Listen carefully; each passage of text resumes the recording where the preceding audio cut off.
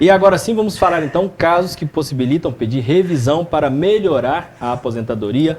Isso mesmo, tudo bem, Marcela? Seja bem-vinda. Boa noite, Luiz. Boa noite toda a equipe da TV Cidade. O pessoal que está em casa também, mas ao vivo é assim mesmo. É assim, né? Ao vivo existem essas possibilidades, né? Verdade. Que ótimo que tudo se resolveu.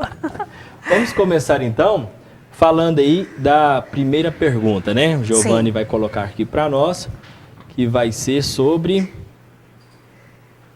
vitória em reclamatória trabalhista, né?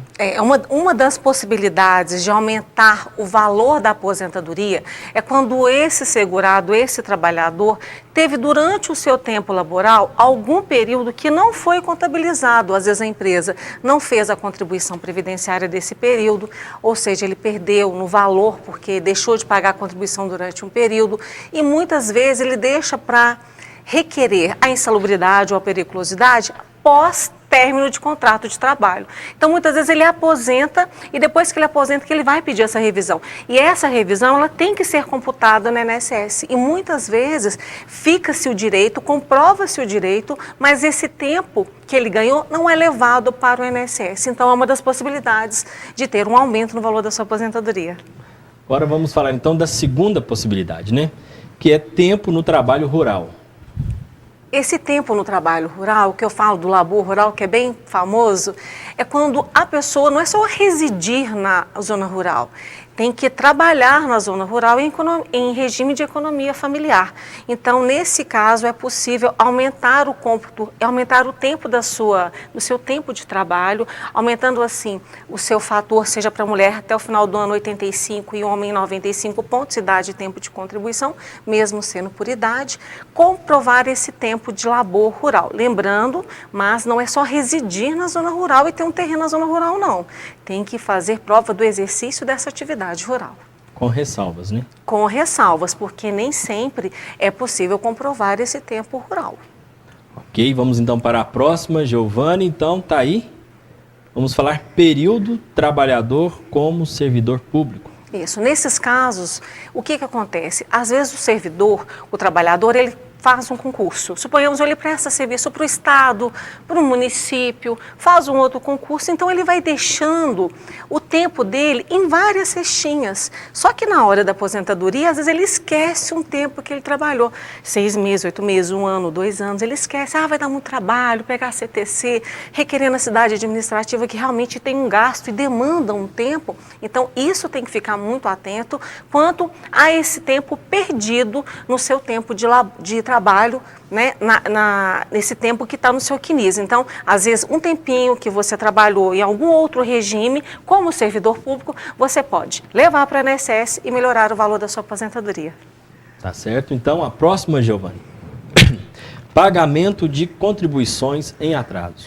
Essa é uma questão extremamente delicada. Uma das perguntas que eu mais ouço é: doutora, eu fiquei sem pagar 1 ano e 7 meses, eu fiquei sem pagar 5 meses, eu posso pagar retroativo?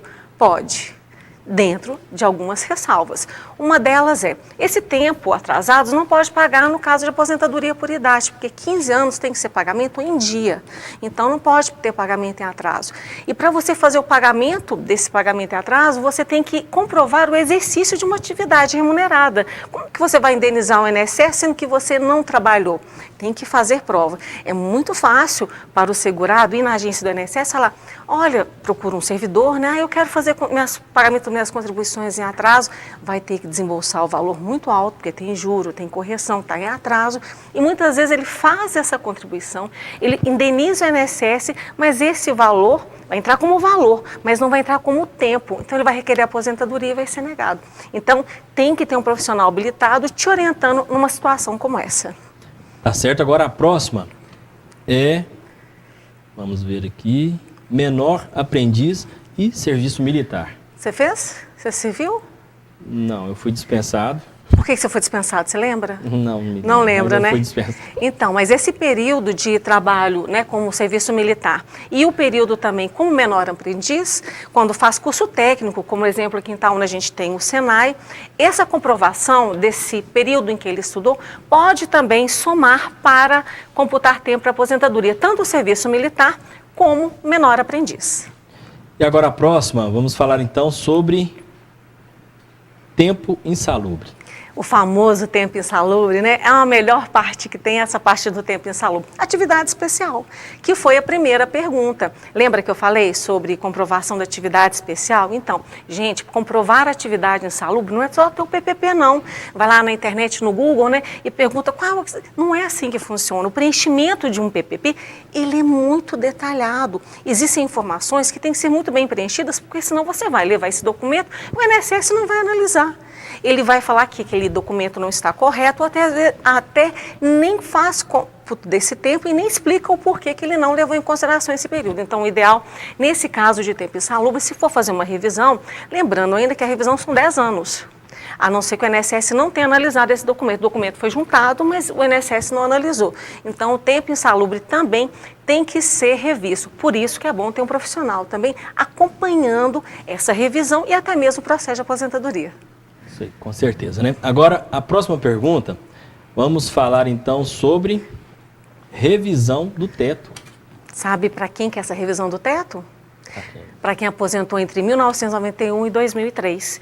E o benefício ficou limitado ao teto. Então, se você aposentou entre 91 e 2003 e o seu benefício foi no teto, você pode ter direito a essa revisão. Ok. Agora, a próxima aí, Giovanni, vamos falar então sobre acréscimo, né, de 25% aposentadoria por invalidez. Essa é uma questão muito delicada, por quê?